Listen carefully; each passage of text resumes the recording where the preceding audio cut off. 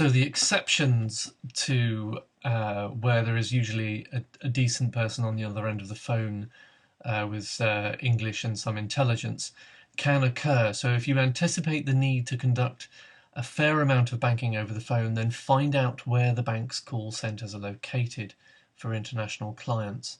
Not the sales staff. You know, those will be brilliantly articulate, wonderful, helpful people. You want to know where the account managing and customer service staff are located. Because if they're in a location where you may feel that the service levels won't be as high as you would like, then that might be a reason for you to look elsewhere. Call charges are also something to be aware of. There are cunning ways to get cheaper international calls pretty much from anywhere in the world these days. But again, security is the fly in the ointment as far as some of these cheap call techniques are concerned. So if call cost is a major issue, for example, if you expect to be making lots of banking calls from international locations, then you should probably find out how much you're going to be charged for calling your banking service. So do they offer a simple landline, or do they provide a number that might cause you to have to pay more to call them and sit on hold? Generally speaking, they offer landlines or relatively cheap lines because they want you to be able to phone them. So this shouldn't be a major issue.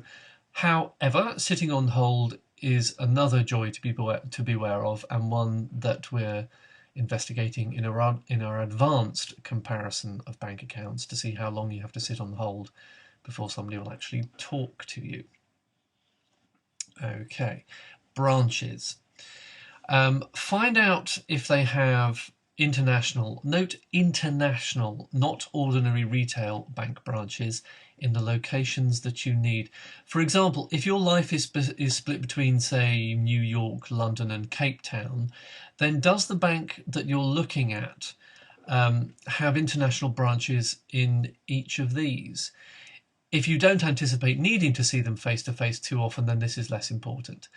But if you have a complicated investment portfolio, or if you have a relatively complicated financial lifestyle, then having your banker within kicking distance is no bad thing.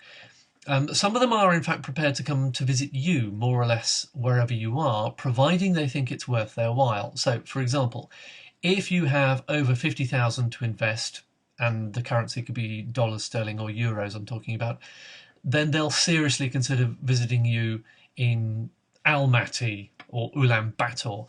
However, they might not want to broadcast that they are prepared to do this for two reasons. Firstly, other potential clients who aren't as profitable for them might be annoyed that that bank won't visit the client.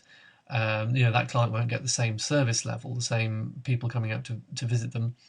Also, they don't want those countries' legal and tax jurisdictions and police, the tax police, to be aware that they are sending people out to talk to you about what is effectively, in many instances, tax avoidance.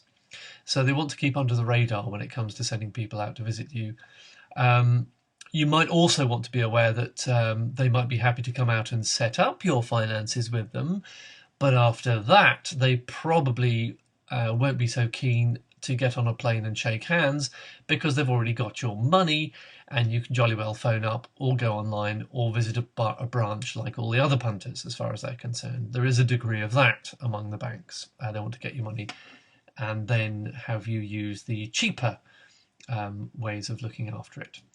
Currencies available. You'd think that as an international bank they'd offer international currencies, and to an extent they do. US dollars are almost always available, but after that you need to do a bit of research. The most common is available is the euros, and then you can take your pick from foreign currencies depending on the nationality of the bank in question. So if you're looking for day-to-day banking in specific currencies, then ask up front about the currencies in which you can get credit or debit cards and checkbooks. Currency variations also apply to savings, loans and mortgages, and I'll deal with those in the next part of this video series.